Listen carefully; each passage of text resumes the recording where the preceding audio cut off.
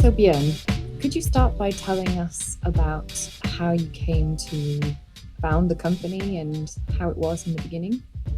Yeah, it's a long time ago. It's 31 years ago. And I was a goat farmer at that time, living in a small village, in a small community, very socialistic. And I started helping people with their documents, with some papers. And just by the way, I was asked to give a conference about taxes for small business people. And I made a small booklet about that, 16 pages, and tried to explain. And if you are not an expert yourself, it's much better because then you understand how difficult it is to understand. So I wrote in that way, and it was so popular. The conference was popular, but even more the booklet, the information, the written information. So I thought, maybe I could make some business out of that. So I started writing books for these very, very small people, for these handcraft people. Then I wrote a book for the beekeepers, very small area. And it was so popular. And I sold so many books. I sent by mail, not email, then it didn't exist. By mail, I sent some offering, put 100 crowns in my account, and I will send it to you. And it was amazing. And I didn't have money to print the books. I copied them, and then I glued them together at the kitchen table. It was really, really small scale. And if somebody at that time had told me that 30 years later I would have 115 employees, I would have laughed. It was unbelievable for me. And I've never been a businessman. I'm good at goats, cows, horses, but business, I've never been, and still I'm not a businessman. But I like to have started, to have created this company. I'm very proud of it. And when it started to become a company, when it grew from you to more people, you made very conscious decisions about what kind of company you wanted to create. What was important to you then? Yeah, I had works. I've never had a steady employment, but of course I had worked during the summers, during other times, and I realized how hard it was to be employed. These silly bosses, these rules. You have rules about how to be dressed, what time you should be at the office, if you should stand up when the boss came into the room, and so on and so on. And I thought I would make a company that is not like the other company. It was kind of reverse. And also I had read this book by Ricardo Semler about this amazing company, Semco in Brazil. And I was affected by that. And I was a socialist. I was anti-capitalist, and I'm still anti-capitalist. And I don't really know how it came, but it came. And today, obviously, you have 115 employees now, very successful and profitable. And of course, you share profits with employees as well. Yes, we have a system for that. Yes. Because, of course, it's not the shareholders who will have this profit. It's the people who have created the profit should have it. Mm. The company just keeps so much money so we can continue growing. So there are no bosses here. There's no hierarchy. So when it comes to salaries, for example, they're completely open and you decide those together. So how did that happen? Was that always the case? Yes, always. But of course, when we were 4, 5, 6 people, we sat around the kitchen table and decided together, talking, discussing. But now everybody fills in a form, an Excel form, every year, once a year in May. And there you put on the line of yourself, you put your wish of the salary for the next year. And then you judge the closest colleagues that you can judge. Mm-hmm. For a newcomer, maybe you judge 5-6 people. For those who have worked here for decades, you can judge 60, 70, 80. So everybody fills in that form, and then your salary will be the arithmetic medium of what everybody thinks. And it's funny, I studied it some years ago and was astonished by seeing that the average of what your colleagues' opinion was about your own salary was higher than your own wish of your own salary. I don't know how it comes, but it came. I was speaking to Anna, who works with the finances here, and she was saying that every year or so, the salaries kind of come up for discussion and people talk about differing opinions. Should we change the system? Shouldn't we? Which I thought was interesting, that it's, that things aren't set here, that they're always kind of up for discussion and people can be involved in having a say in how things are. Mm-hmm. And I mean, salary is very personal. It's very important for you. So of course we are discussing. This system is not good. It has disadvantages. But until now we are discussing. We haven't found out a method that is better. The last years, Ulf, the managing director, he is in looking at it and giving some changes if he sees something that is not good. So that is new. That is since 6-7 years. But how to do it? I don't know how to do it. You can't make a lottery. You can't have some of us. Me too. I think it's a sympathetic idea that everybody should have the same salary. But no, they don't want that. They want to kind of be judged, if not by a boss like in other companies, by your colleagues. It's interesting.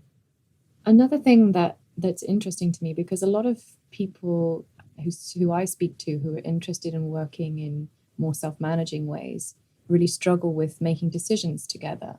So I know that in the beginning, when you were smaller, you made most decisions, I believe, everyone in the whole company. And now that you're, more than 100 people, how did you experience growing as a company? And were there tensions about making decisions together as you got larger as a company? Not that, no. Decisions, there are so many different ways of deciding. Most things are decided among 2-3 people in a group in 3 minutes, and that's it. And really big decisions, but what is big decisions? I don't know. We have a conference every week with everybody, and those who don't work here are connected by video, so they are connected, all people. And then we have a protocol, and the first lines, it's decisions, then it's discussions, and then it's information. And we can't, and anybody could, and without telling his name, you can put some point or some line on that protocol without anybody sometimes knowing who has come up with this proposition. And sometimes we have some things to discuss first, and then the next week we take a decision. But it's not so often anymore. It was when we bought this local for our conferences in Stockholm for millions. It's when we decide to how many people should we employ, then we take those decisions. But most decisions are just taken If you need a new computer, you don't have to ask anyone. You go to Erika or Patrick and tells him or her, I want a new computer. Can you please buy one for me? And it's done. Yeah. Sounds like there are very few rules or policies here. Yeah, I think most policies in a company is just to degrade the employees. Yeah. So they can feel that they are inferior to the bosses who have decided the policy. And it's horrible. Like how you should be dressed, that you should put on shoes, that you can't go in shorts. It's horrible. In the bank, you meet people with a suit and a tie, and they feel uncomfortable. I think this tie is just to stop the blood coming up to the brain so you get more stupid than you are. How can anybody like to be dressed in a suit? I never have a suit. And that you should be at work at 7:12 punctually every morning. It's bad. What more? That how you should answer the phone. You have some small manuscript, how you should answer your phone. So it should be the same in the whole company. Bullshit. You have rules for everything. How you should apply for the summer vacancies, which weeks you applying for that. Please, can I have my vacations in this week? And that is always somebody up there who is deciding and somebody down there who is begging. And it's horrible. Yes, and of course here people can work whatever times they want and they can take whatever holidays they want, so long as they check in with their colleagues, of course, and it's workable. And that is important.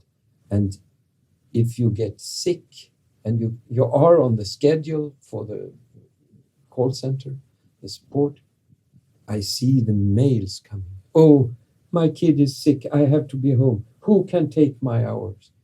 And then, I can take until 11, and then I will go skiing, but I can take until 11. Then I can take until lunch. And in 10 minutes emailing, it's solved. It's amazing. Yeah.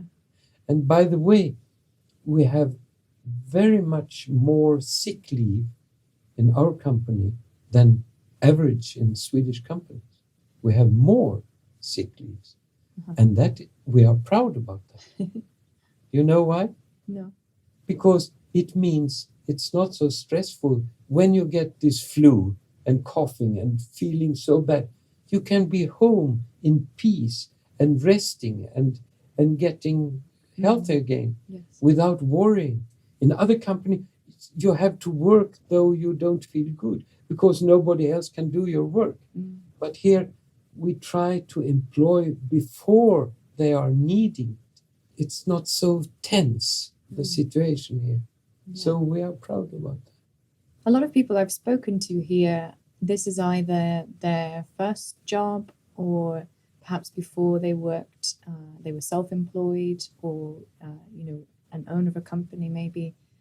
So it seems like the people I've met at least haven't had much experience of really hierarchical, like, corporate companies, if you like. Is that quite common?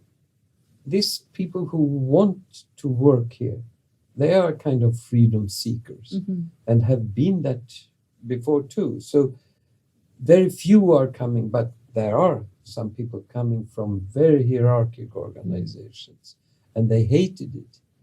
And then when they come here, they feel they have come back to life. And do you feel that for those people who have come from very hierarchical companies, is it a challenge for them to sort of unlearn some of those habits? Exactly. Unlearn is the word. We used to say when we employ academics from university, it takes about 1 year to break them down to be normal people. And also these people coming from other organizations, they don't believe it's true. You mean I can go and buy a new computer if I want one? Of course you can do it. because you are the one who can decide if you really need one. Nobody else can do that. Yeah, then I can buy a luxury computer, the best that I don't need, for 40,000 crowns instead of 15,000 for a normal one. Yes, you could, but everybody will see you as a stupid person. So that will stop you from doing it. Yeah, of course, I was just joking. And they don't believe, don't I have to pay for this? Can I really take 1 hour off in the day and go to the dentist and then come back and work? I don't have to take off the whole day like in other companies. No, it's true. Everything you see, it's true. And this decision for people so people are kind of paid by the hour. Yeah, and that is forbidden if you have a union contract. You should be paid per month because that is. But we paid per hour, yes. And what are the benefits for that, and what drove that decision? Yeah, it's because that makes you can work whenever you want.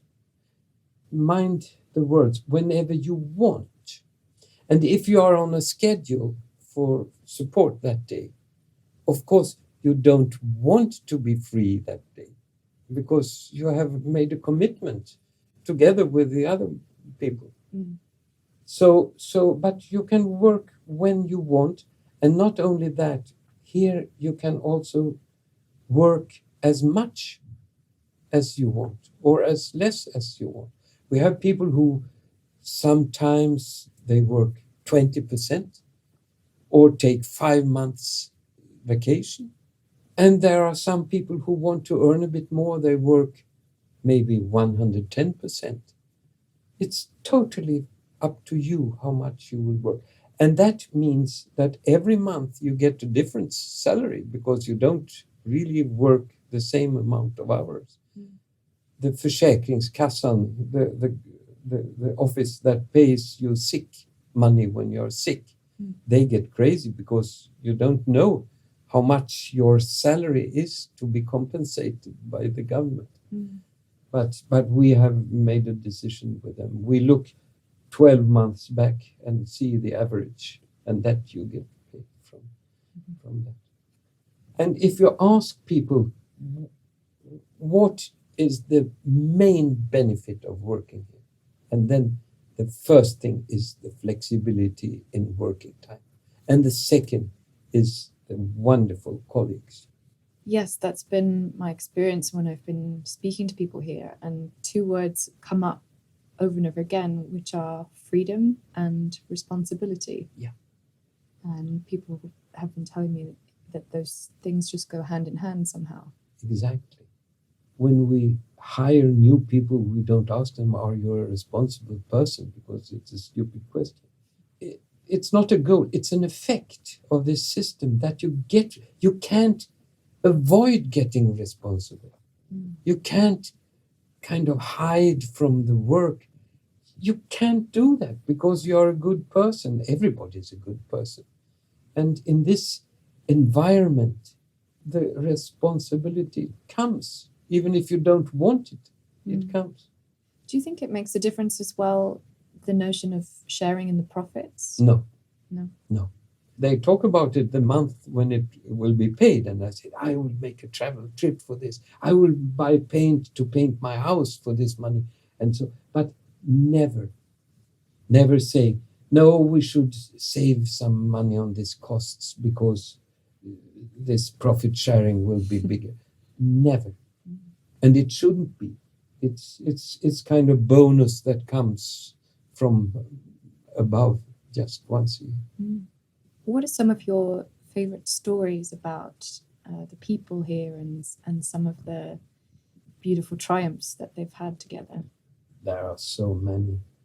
I mean, I remember when we hired a law student who had made her exam, and was young, 26 years old, had no idea about working at all. And we hired her for a very low salary, and she was so talented. And she told me after 2 years, here she had learned more than during 5 years at the university. And she was talented, and her salary was, I think it was doubled in 5 years. Because here you don't have a high salary because you are popular with the bosses. So you because you make a good job. And when we put the salaries, everybody is having his or her own references. Somebody puts a high salary for someone who is very, very quiet and working hard all the days, specialists. Some other put higher salaries on people who can do anything, who are very wide. Somebody gives high salary for someone who is very caring and helping others. And then we have people visiting us, and they always ask questions about and saying that this is not good, this is not good. And somebody asked me, but why do you pay more money to those who are caring? Caring is not giving income to the company. Of course, it gives money if someone is caring. And people who are, when a visitor comes in, goes up and say, do you want a cup of coffee? And it's natural. And over the 30 years or so of the company's life, what have been some of the challenges along the way, would you say? We don't have challenges. Or you can turn it around. We have challenges every day, small challenges, because we never reconstruct the structure. We always go in small steps and getting bigger, getting better. So those challenges we have had, it's from the outside. I mean, if it's so much snow, so the post car can't get here, we have to run out and get the packages by foot into the company. Or when we have made a problem in a book, how to communicate that error to everybody. But challenges, no, we don't like challenges. But I understand that you're not a fan of visions and goals and things like that. Is that right? Yeah, it's right. Because that's mostly words and bullshit. And I hate even more when the boss or the leading group puts up a goal and then tells the employees, this is the goal for this year. No. The goal is not to have goals. The goals is doing good things all the time, every day, that everybody, every minute here does what is the best for the company. Then the effect of that will be that we are prosperous, or we earn money. But we don't want to earn so much money. If we are really prosperous and have a balance sheet that looks fabulous, everybody will come and buy us. And so now we are hiding our competitors. They think we are just small nest. They are not a threat for us, but we are. But it's not visible. You were telling me that lots of groups of people come and visit and are interested in this way of working and curious, and yet somehow so few companies or people seem to go away and actually make the transformation. Why isn't everyone working this way? Very good question. And I always ask them, because when I finish this sightseeing around the company, and they have put a lot of questions, and they are really asking, but how can you do this? How can everybody be home when they want? Then nobody would come. Yeah, but then they wouldn't get a salary, because we pay per hour. It's kind of automatic solution of that. And then I ask them, every time I ask them, so now you've heard about us, you have seen us, you have scented the atmosphere here, And you are so impressed, isn't it so? Yes, yes, yes, yes. But why don't you do that in your company? And I always get the same answer, or there are two answers. One, I want to feel the power and I want to get the money myself. It's my reward of this hard work starting this company. And that is, of course, bullshit. And the second is, my employees can't take that responsibility. They need me like a father to guide them and to tell them how to do things. And if they have different opinions, I'm coming and telling, don't fight about this. I know we should do like this. Because they are just employees. And I say, are they really so stupid, your employees? Yes, they are. They are. Sometimes I hate them. But why do you employ that so stupid people? And they haven't thought about it. In a company, you should employ people who are better than yourself. Mm. But in some companies, it seems like if you're a boss, you have struggled to become a boss, then you should employ somebody like an assistant or something. Then, of course, you don't dare to employ someone who is better than you. Then he will be your boss, and you don't like that. So you try to employ someone who has distance to you, incompetence distance. And that is horrible. Yeah, you had this phrase in the documentary I watched about you, preservation of incompetence. Yeah. Yeah, it's so funny. What are your thoughts about the kind of current landscape of the world of work? Because there does seem to be more of an appetite now for these ideas. Are you optimistic about the future? I'm an optimistic person of everything about the future too. So I think and I hope after my days, at least, it could be some change. And of course, it has changed. Even in hierarchical companies, it's changing. It's better. And the worst companies, it's the governments and those companies, those very few strikes we have in Sweden. It's not like you could think.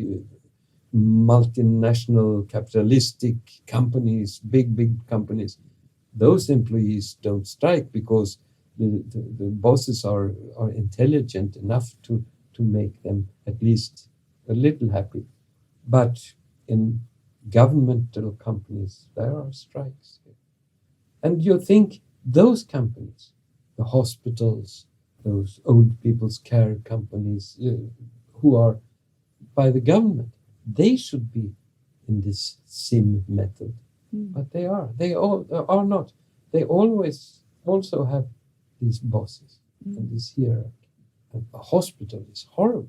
So we haven't talked about the SIM method. So that stands for Speed Intuition Management. Is that right? It's a joke, the name. It's like a joke about these 3-letter abbreviations. But yes, it's my method. If you would summarize the characteristics of the SIM method, what would it be? Take away regulations that are stupid or just making people feel bad, like how you should be dressed, working times, applying for things, you name it. There are maybe 20 regulations that you could just skip, and then it's done. And no bosses. What is important to you about the no bosses part? Because it's a regulation that somebody should have power over other people, and that is humiliating. It's like parents having power over the kids, and sometimes the kids are suffering about that. And it's the same with employees. And I see the result here that people are very happy. They can say whatever they want. They don't have to feel that some boss is looking at them. You are getting much more free and happy.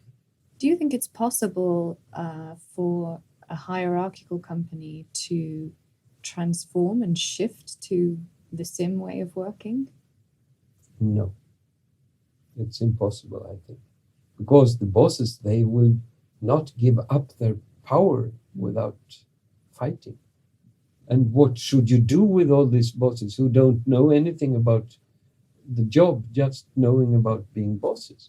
But I think in a big company, hierarchical company, you could try to take some small part of the company, some small product or something, and start with 5-6 people and start with this and see how it goes. There are big companies like Gore-Tex, like Morningstars, but I think they have started like that from the beginning.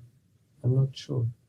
And it seems with a lot of these companies like Morningstar and Semco and WL Core, there's always a kind of visionary founder, it seems. Someone who holds the space for this way of working. Yeah, exactly. And I think it has been my role too, to be this founder, this visionary. And now your role is changing somewhat because you're no longer an owner. Is that right? I have been owner on the paper, but I have never been a leader here. Never. Ulf, the present managing director, it's just a title because a company has to have one. He's a little more like a leader than me. But I'm too lazy to be a leader. I want to be in Colombia for months, and I can know that everything is working without me too. And they are happy when I'm coming back. But that's how I personally like to have it. I'm never stressed. I have a wonderful life, and I feel very proud of creating this. And now I'm sure when I'm gone, dead or in Colombia for good, it will continue at least 10, 20 years. What do you think you'll be most proud of in terms of the legacy that you leave behind? I don't know. Most proud that I wasn't greedy and selling my share to some ordinary company. I could have got double so much money for my shares if I had done that. But I'm proud that I haven't done that. I have, at least as I can do it, promised to continue the company as it is. Yes, because you sold your shares to people within the company. Yeah. And they didn't have that much money, that big Norwegian company who made a bid. So I'm happy that an old goat farmer without education, without university, without nothing, has been offered to be on this trip for 30 years, together with these wonderful people. That makes me feel so good.